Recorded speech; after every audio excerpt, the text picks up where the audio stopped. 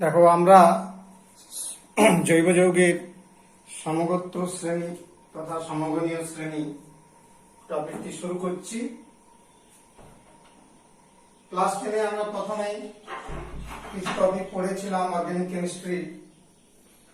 তার মধ্যে কার্যকরীমূলক সম্পর্কে আমাদের ধারণা রয়েছে। আর এক্ষেত্রে আসছি সমগোত্র শ্রেণী বিষয়টি, যে একই উপাদান মৌল নিয়ে গঠিত এবং একই সাধারণ সংকেত দ্বারা প্রকাশিত আর একই কার্যকরী মূলক যুক্ত জৈব যৌগগুলোকে আণবিক ভরের ক্রম অনুসারে সাজালে যদি একটি শ্রেণী তৈরি করা যায়, যারে পরপর দুটি সদস্যের আণবিক সংকেতে CH2 ব্যবধান থাকে, তবে সেই শ্রেণীটিকে সমগোত্র শ্রেণী বা সমগণীয় শ্রেণী বলে। বিষয়টি উদাহরণ দিয়ে ব্যাখ্যা করলে পরিষ্কার হয়ে যাবে। ধরো অ্যালকোহল গোত্র। অ্যালকোহল গোত্রে প্রতিটি সদস্যের একই উপাদান হলো কার্বন, হাইড্রোজেন এবং অক্সিজেন নিয়ে তৈরি।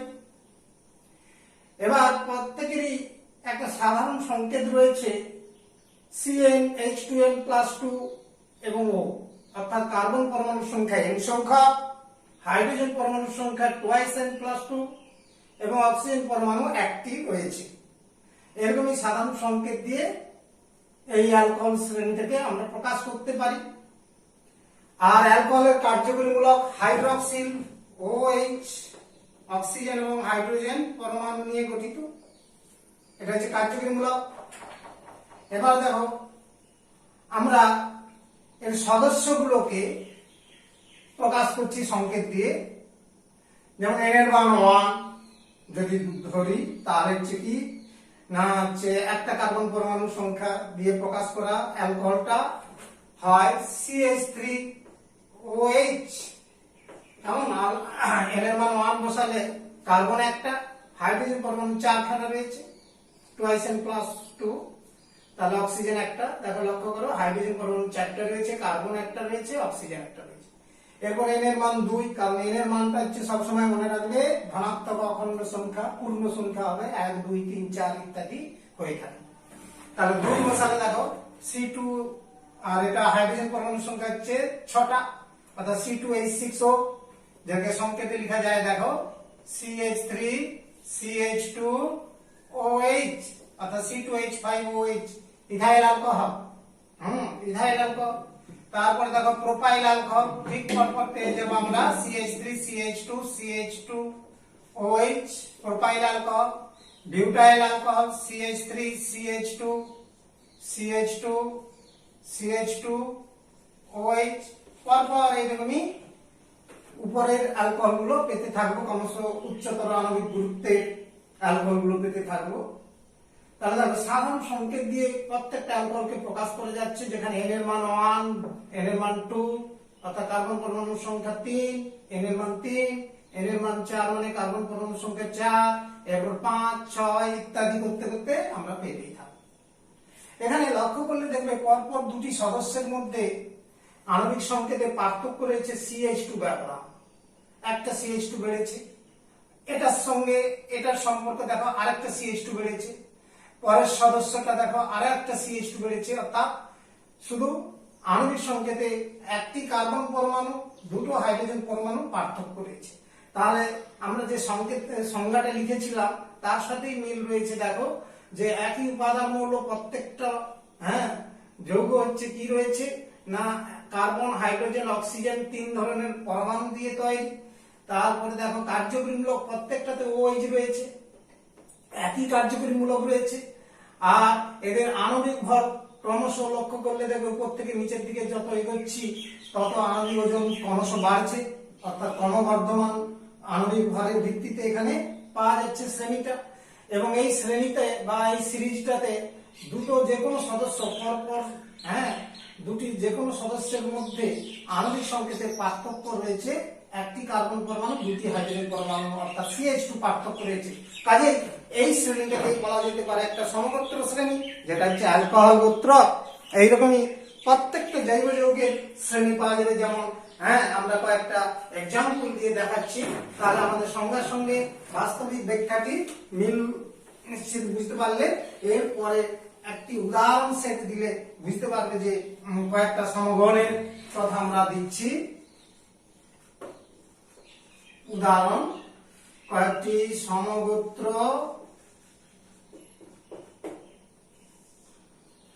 শ্রেণীর উদাহরণ দিচ্ছি। লক্ষ্য করো, একটা টেবুলেট করে বা সারণীতে আমরা দেখাচ্ছি।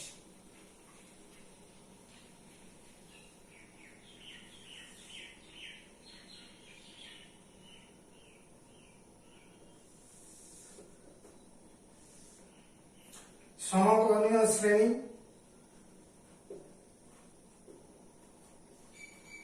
প্রথম কলামটায় আছে সমগণীয় শ্রেণী। তারপর দেখো সমগোত্রগুলোর সাধারণ সংকেত, সাধারণ সংকেত। তারপর দেখো আমরা কয়েকটা সমগণের উদাহরণ দিচ্ছি, অর্থাৎ সমগোত্র যৌগগুলো উদাহরণ দিচ্ছি আমরা। প্রথমে শ্রেণীটা ধরেছি আমরা, যদিও আলোচনা এক্ষুনি করলাম, অ্যালকোহল শ্রেণী। এর হচ্ছে সাধারণ সংকেত হবে তোমার CN H2SN প্লাস 2O। এবার উদাহরণ হিসাবে আমরা তো এক্ষুনি শিখালাম যে methyl alcohol, ethyl alcohol C2H5OH, বা এক্ষুনি ভেঙে লিখছিলাম যেটা, সেটাও লিখতে পারো CH3CH2CHOH, CH3CH2OH। আচ্ছা, তারপরে দেখো C3H7OH, that is CH3CH2CH2OH। আর এই C2H5 টাকে আমি একটু ভেঙেই দেখাচ্ছি, না এটাকে তোমরা গঠন অনুযায়ী লিখতে পারো CH3CH2OH, ethyl alcohol, propyl alcohol, butyl alcohol, CH3CH2CH2OH, শুধু একটা করে CH2 বাড়িয়ে যাবে, ইত্যাদি। এইরকমই পরপর আমরা অ্যালকোহল গোত্র তথা অ্যালকোহল সমগণীয় শ্রেণীটি উদাহরণ হিসাবে আমরা দেখাতে পারি। অ্যালডিহাইড, অ্যালডিহাইড শ্রেণী। অ্যালডিহাইড কার্যকরী মূলক অলরেডি জানো, CHO মূলক। অ্যালডিহাইডের সাধারণ সংকেত CN H2SNO। কেমন? অর্থাৎ N সংখ্যক কার্বন পরমাণু রয়েছে, 2SN সংখ্যক হাইড্রোজেন পরমাণু রয়েছে, অক্সিজেন পরমাণু একখানা রয়েছে, আর কার্যকরী মূলক তো জানো CHO। আর N এর মান সবসময় মনে রাখবে 1 2 3 4 ইত্যাদি পূর্ণ সংখ্যাগুলো হবে। অর্থাৎ অখণ্ড পূর্ণ সংখ্যা। প্রথমে 1 বসালে CH2O, যার নাম ফর্মালডিহাইড HCHO। এরপরে দেখো C2 বসিয়ে দিলে CH3CHO অ্যাসিটালডিহাইড। তারপরে দেখো N এর মান 3 বসালে CH3, একটা কি বাড়বে? CH2 বাড়বে। পরেরটা দেখো CH3 CH2O CH2O CHO, জড়িয়ে যাচ্ছে জায়গা শর্ট, পরের লাইনে লিখছি CH3 CH2 CH2 CHO। তার মানে এইরকমই পরপর সমগোত্র পেতে পারি। তার দুটো আণবিক সংকেতের ব্যবধান কি রয়েছে পরপর লক্ষ্য করলে CH2 পার্থক্য রয়েছে, অর্থাৎ একটা কার্বন বেশি আছে আর দুটো হাইড্রোজেন বেশি আছে, দেখলেই বুঝতে পারবে। আবার এর সঙ্গে এর ব্যবধান CH2, এটার সাথে এটার ব্যবধান CH2, অর্থাৎ আণবিক সংকেতের পরপর ব্যবধান কিন্তু একটা কার্বন দুটো হাইড্রোজেন পরমাণুর সঙ্গে মিল রয়েছে।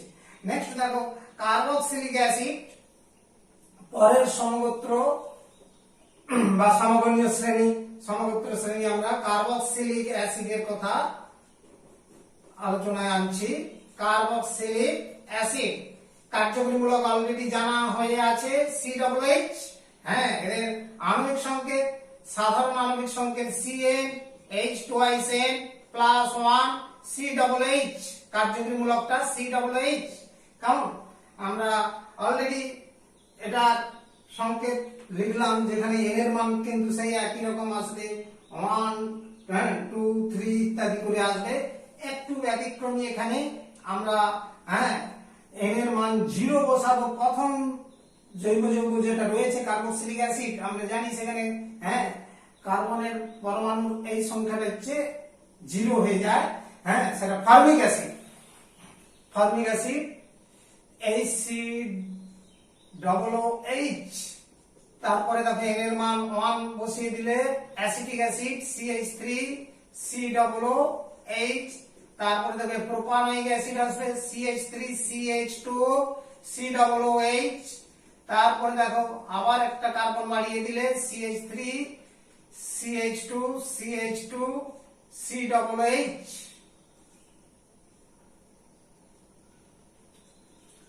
ইত্যাদি এটসেট্রা। তাহলে লক্ষ্য করলে দেখলে কার্বক্সিলিক অ্যাসিডের সংখ্যাও একইভাবে আমরা পরপর আলোচনার মধ্যে আনলাম যে এই গোত্রটা অ্যালকোহল গোত্র এবং সমগণগুলো তাদের পরপর যে সংকেতগুলো পাওয়া গেছে আণবিক ভরের ভিত্তিতে পরপর সাজালে একটা শ্রেণী পাওয়া গেল, যাতে আণবিক সংকেতের ব্যবধান লক্ষ্য করলে দেখবে দুটি সদস্যের মধ্যে CH2 ব্যবধান রয়েছে। পরপর এইভাবে সমগোত্র শ্রেণী আলোচনায় আনতে পারি।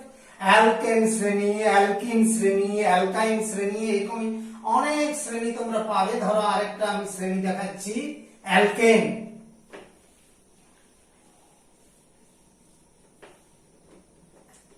অ্যালকেন অ্যালকেন যৌগগুলোর সাধারণ সংকেত CnH2n+2।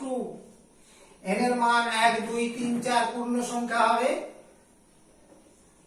কাজে প্রথম যে সদস্যটা একবার আদি যৌগ, জৈব যৌগের সব থেকে প্রাথমিক যৌগ হচ্ছে মিথেন। তারপরে দেখো n এর মান 2 বসাও, ethane C2H6, that is CH3CH3, অর্থাৎ একটা কার্বন দুটো হাইড্রোজেন বাড়লো। পরের সংকেতটা পাওয়া যাবে বা সমগণটা কি পাওয়া যাবে, প্রোপেন CH3CH2CH3, মানে 3 বসালে কি C3H8, আণবিক সংকেত আর গঠন সংকেত CH3CH2CH3 প্রোপেন। তারপরে বিউটেন CH3CH2CH2CH3, তারপরে আসবে পেন্টেন, ইত্যাদি এটসেট্রা। তাহলে এখানে ঠিক একই ভাবে আমরা উদাহরণে আনলাম অ্যালকেন, আমরা বলেছি অ্যালকিনও আসবে, অ্যালকাইন আসবে। এইরকমই তোমরা হোমোলোগাস শ্রেণী সম্পর্কেও ধারণা করতে পারো। নেক্সট টপিক আইসোমারিজম, সমাবয়বতা। সমাবয়বতা বা আইসোমারিজম, জৈব যৌগের সমাবয়বতা তথা আইসোমারিজম বিষয়টা কি না, একই আণবিক সংকেত কিন্তু গঠন সংকেত বিভিন্ন, এমন জৈব যৌগগুলোকে বলা হয় সমাবয়ব অর্থাৎ আইসোমার বা সমাবয়ব, আর এই ঘটনাকে বলা হয় আইসোমারিজম বা সমাবয়বতা। তাহলে আমরা কি বলছি দেখো, একই আণবিক সংকেত কিন্তু পৃথক গঠন সংকেত যুক্ত ভিন্ন ভিন্ন ভৌত এবং রাসায়নিক ধর্ম বিশিষ্ট যৌগগুলিকে একই আণবিক সংকেত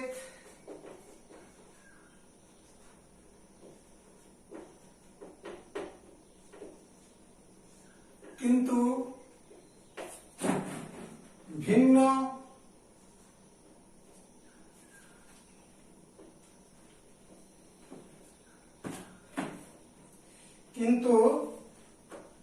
ভিন্ন বা পৃথক বা আলাদা গঠন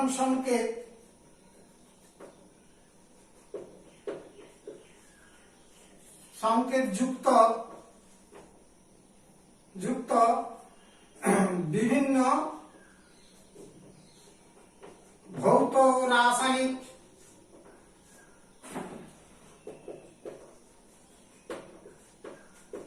ধর্ম বিশিষ্ট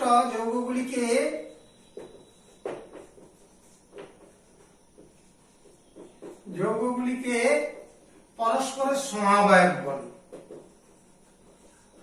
পরস্পরের আইসোমার বা সমাবয়ব বলা হয়। কেমন? এখানে আমি কি জিনিসটা বুঝাচ্ছি সেটা একটা এক্সাম্পল হিসাবে তুলে ধরলে আরো পরিষ্কার হয়ে যাবে। যেমন ধরো আণবিক সংকেত C2H6 ও আণবিক সংকেত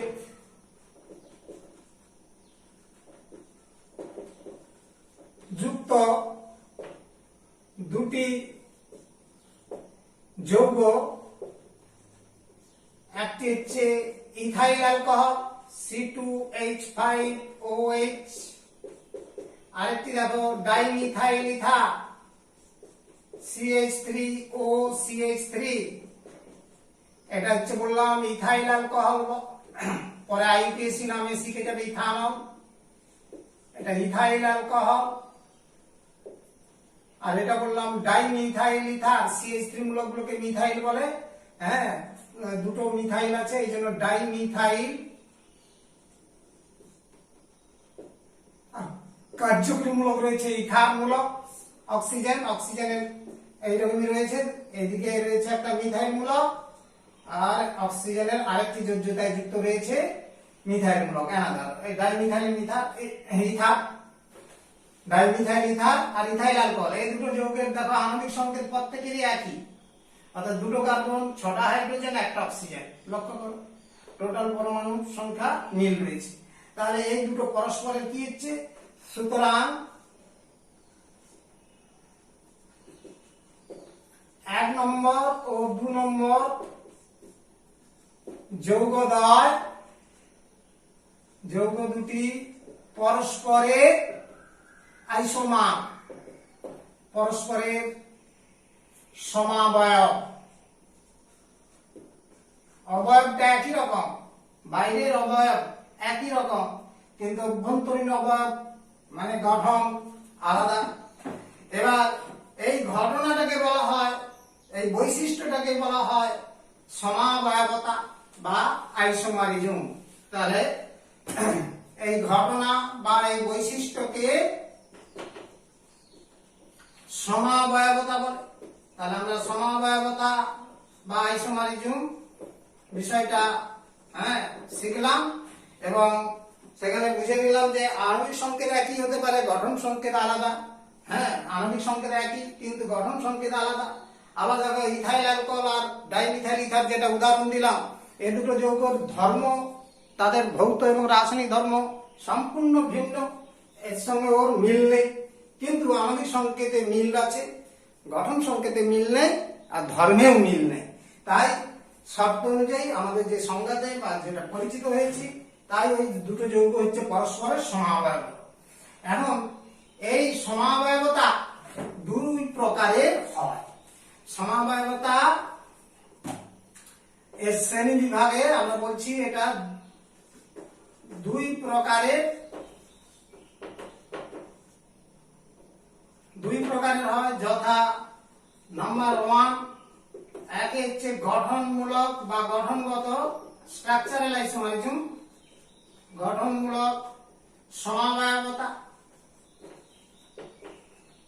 স্ট্রাকচারাল আইসোমারিজম।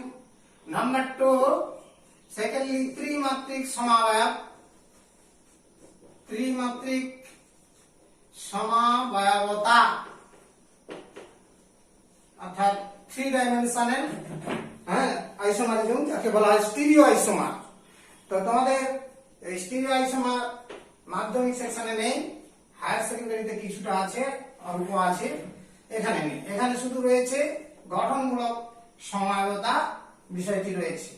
এবার এখানে কি হচ্ছে না, আণবিক সংকেত একই কিন্তু আণবিক গঠনের পার্থক্য রয়েছে। তাহলে গঠনমূলক সমাবয়বতা বিষয়টা আমরা আলোচনার মধ্যে আনছি, যে গঠনমূলক বা স্ট্রাকচারাল আইসোমারিজম যেসব যৌগে আণবিক সংকেত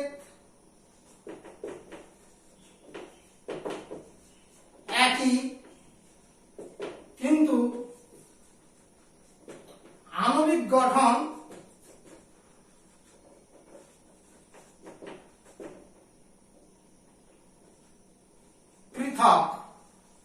হয় তাদের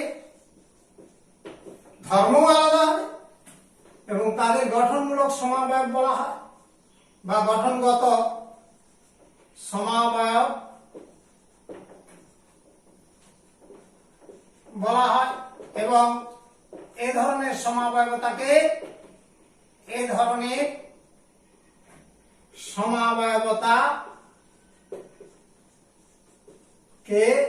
গঠনগত বা গঠনমূলক সমাবয়বতা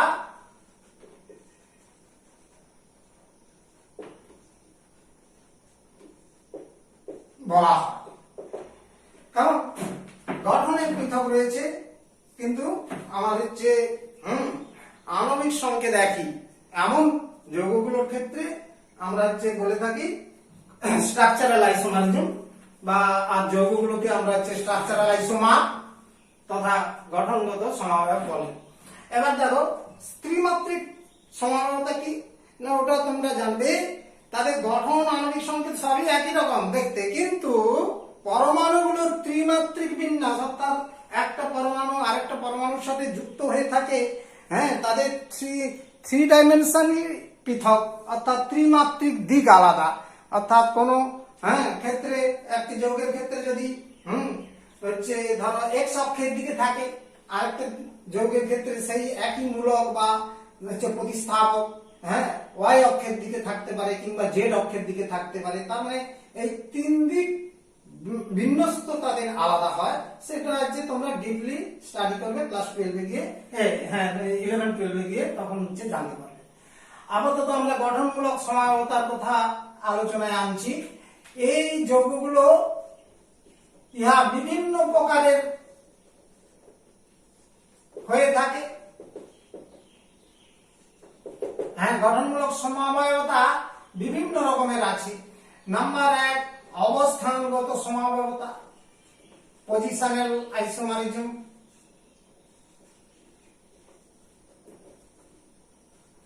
নাম্বার 2 কার্যকরী মূলকগত সমাবয়বতা, কার্যকরী মূলক ফাংশনাল আইসোমারিজম।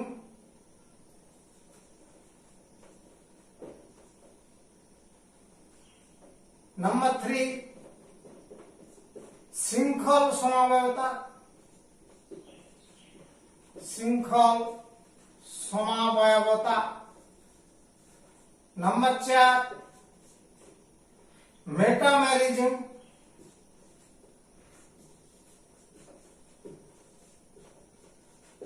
ইত্যাদি আরো রয়েছে টটোমারিজম ইত্যাদি। এইরকমই আরো কিছু সমাবয়বতার কথা জানবে। তার মধ্যে তোমাদের এই মাধ্যমিক সেকশনে প্রথম দুটি সমাবয়বতার কথা আলোচনা মধ্যে আনা হচ্ছে। একটি যাকে বলে অবস্থানগত সমাবয়বতা, আরেকটা কার্যকরীমূলক সমাবয়বতা, শৃঙ্খল আর মেটামেরিজম। এই বিষয়গুলো তোমাদের এখানে নেই। তাহলে এই টপিকের মধ্যে এই দুটো শ্রেণী তোমাদের এখানে আলোচনার মধ্যে আনতেছি আমরা। প্রথমেই বলছি দেখো অবস্থানগত সমাবয়বতা। অবস্থানগত সমাবয়বতা যেসব যৌগের গঠনে আণবিক সংকেত একই কিন্তু গঠন সংকেতে প্রতিস্থাপক একই প্রতিস্থাপক বা কার্যকরী মূলক বিভিন্ন জায়গায় অবস্থান করে। কার্বন শৃঙ্খলের বিভিন্ন স্থানে যুক্ত থাকে এমন সমাবয়বগুলোকে বলা হচ্ছে অবস্থানগত সমাবয়ব। এবং এই সমাবয়বতা অবস্থানগত সমাবয়বতা অর্থাৎ পজিশনাল আইসোমারিজম। তাহলে দেখো পজিশনাল আইসোমারিজম আমরা কথাটা কি বললাম, যেসব সমাবয়ব যৌগের গঠনে সদৃশ বা একই রকম প্রতিস্থাপক, এর সম্পর্কে আইডিয়া দেব। প্রতিস্থাপকটা কি? প্রতিস্থাপক বা কার্যকরী মূলক, একই কার্যকরী মূলক বা একই প্রতিস্থাপক মূলক এর অবস্থানগত পার্থক্য দেখা যায়, এর অবস্থান বিভিন্ন হয়।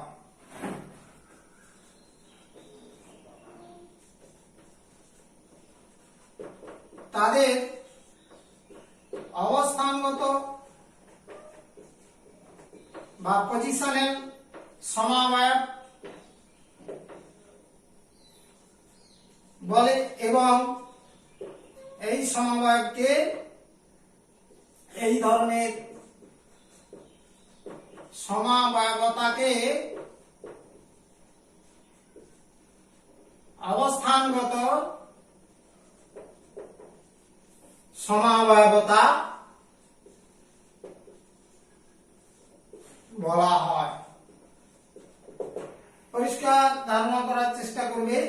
প্রতিস্থাপক বিষয়টা কি না কোনো মূলক তথা কার্যকরী মূলক বা কোনো একটা হাইড্রোজেন পরমাণু ইত্যাদি কোন যৌগের পরমাণু বা আমার কার্যকরী মূলক অপর কোন পরমাণু বা মূলক দ্বারা প্রতিস্থাপিত হয়ে নতুন যৌগ তৈরি করতে পারে, সেগুলোকে প্রতিস্থাপক বলে। সাপোজ একটা উদাহরণ দিলে বুঝতে পারবে। হ্যাঁ, এই বিক্রিয়াগুলো পরে পরে পড়বে তোমরা হায়ার ক্লাসে গিয়ে। ধরো এখানে মিথাইল অ্যালকোহল, এই কার্যকরী মূলকটা প্রতিস্থাপিত হলো ক্লোরিন দ্বারা। ফসফরাস পেন্টাক্লোরাইড দিয়ে বিক্রিয়া করলে এখানে হয়ে গেল দেখো ক্লোরিন প্রবেশ করে গেল। এইটাকে বলা হচ্ছে ক্লোরিন হচ্ছে কি প্রতিস্থাপক মূলক। অথবা এটাতে তুমি একটা মিথাইল মূলক আর এক্স আমরা পরে শেখাবো। হচ্ছে ধরো মিথাইল, হ্যাঁ হচ্ছে ধরো হচ্ছে ব্রোমাইড না দিয়ে ক্লোরাইড। এখানে এই ক্লোরিনটা সরে গেল আরেকটা মিথাইল দ্বারা, তার মানে এখানে মিথাইল মূলকটা কি হলো প্রতিস্থাপক। তাহলে এই ধরনের বিষয়গুলো ইন ফিউচার জানতে পারবে। কার্যকরী মূলকটা অলরেডি তোমাদের পরিচিত হয়ে আছে। ধরো আণবিক সংকেত তোমার C3H8O, আণবিক সংকেত যুক্ত দুটি অবস্থানগত সমাবয়বের উদাহরণ দিচ্ছি। সমাবয়ব উদাহরণ দিচ্ছি, দেখো CH3CH2CH2OH, কার্যকরী মূলকের অবস্থানটা এখানে দেখো একটা প্রান্তের কার্বনের রয়েছে এক ধারে। আবার দেখো দ্বিতীয় একটা সংকেত পাওয়া যাচ্ছে CH3CH3, এখানে দেখবে OH মাঝের কার্বনে রয়েছে। লক্ষ্য করলে দেখছো একটা প্রান্তীয় কার্বনে রয়েছে OH মূলকটা, আরেকটার অবস্থান রয়েছে মাঝের কার্বনে অর্থাৎ 2 নম্বর কার্বনে রয়েছে। যেখানে এক প্রান্ত থেকে নম্বর দান করো কার্বনটাকে 1 2 3, তাহলে এটা 1 নম্বর কার্বনে রয়েছে কার্যকরী মূলক। আর এটা যদি 1 নম্বর এর পাশ থেকে বা এর পাশ থেকে দিই, হ্যাঁ 1 2 3, তাহলে এটা কি 2 নম্বর কার্বনে রয়েছে। অর্থাৎ এই যৌগটার নাম হচ্ছে প্রোপাইল অ্যালকোহল। প্রোপাইল অ্যালকোহল, 3টা কার্বন থাকলে প্রোপাইল বলে। 3টা কার্বন আছে, এটাও প্রোপাইল অ্যালকোহল, কিন্তু কোথায় রয়েছে 2 নম্বর কার্বন রয়েছে। অর্থাৎ এটাকে অনেক আমরা বলি আইসোপ্রোপাইল অ্যালকোহল। আইসো কথাটা এসে গেল, আইসোপ্রোপাইল অ্যালকোহল। আর আইপিসি নামটা যখন শিখে যাবে, নেক্সট দিন আমরা শেখাবো, তখন জানতে পেরে যাবে এটার সহজ নাম আরো তোমরা নিজেরাই বলতে পারবে। এটাকে বলা হয় প্রোপান 1 মানে 1 নম্বর কার্বনে OH আছে বলে, আর এখানে 2 নম্বর কার্বনে OH আছে বলে প্রোপান 2। তার মানে আইপিসি নামে আমি সেটাও প্রকাশ করে দিচ্ছি, যেটা তোমরা হচ্ছে সামনের ক্লাসের পরেই তোমরা নিজেরা লিখতে পারবে। এটাকে বলা হচ্ছে প্রোপানল, অর্থাৎ 1 প্রোপানল। হ্যাঁ, প্রোপান 1 কারণ 1 নম্বর কার্বনে OH আছে। আর এখানে দেখো 3টা কার্বন থাকার জন্য প্রোপান, আর 2 নম্বর কার্বনে OH থাকার জন্য 2 OH গুলোকে অল বলে বলা হয়। তাহলে এই হলো অবস্থানগত সমবায়বতা হচ্ছে উদাহরণ এবং ব্যাখ্যা, যেখানে কার্যকরী মূলক হ্যাঁ বিভিন্ন স্থানে রয়েছে যৌগটার গঠনে। তাই এই দুটো যৌগকে বলা যেতে পারে অবস্থানগত সমবায়বতার উদাহরণ। নেক্সট হচ্ছে কার্যকরী মূলকগত সমবায়বতা তথা ফাংশনাল আইসোমারিজম। কার্যকরী মূলক সমাবয়বতা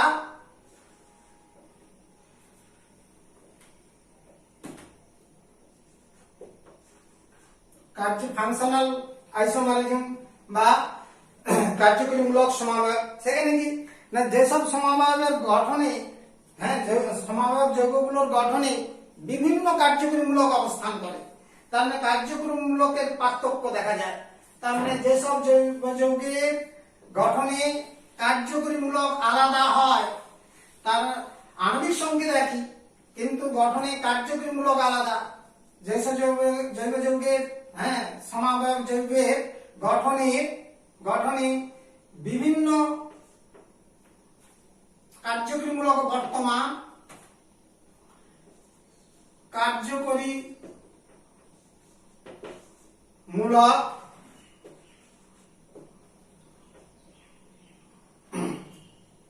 বিভিন্ন হয়, তাদের কার্যকরীমূলক সমাবয়ব বলে এবং এ ধরনের সমাবয়বতাকে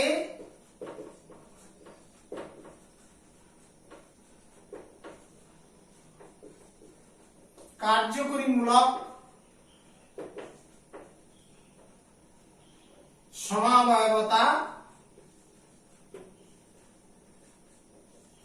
বলা হয়। যেমন দেখো একটা উদাহরণ দিলে পরিষ্কার হবে, যেমন C2H6O আণবিক সংকেত যুক্ত দুটি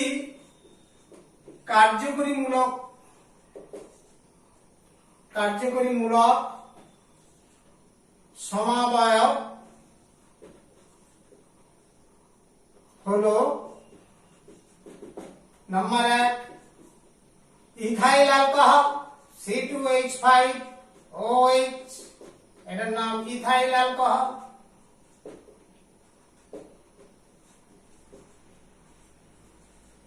ভবিষ্যতে আইপিএসি নাম শিখলে ইথানল।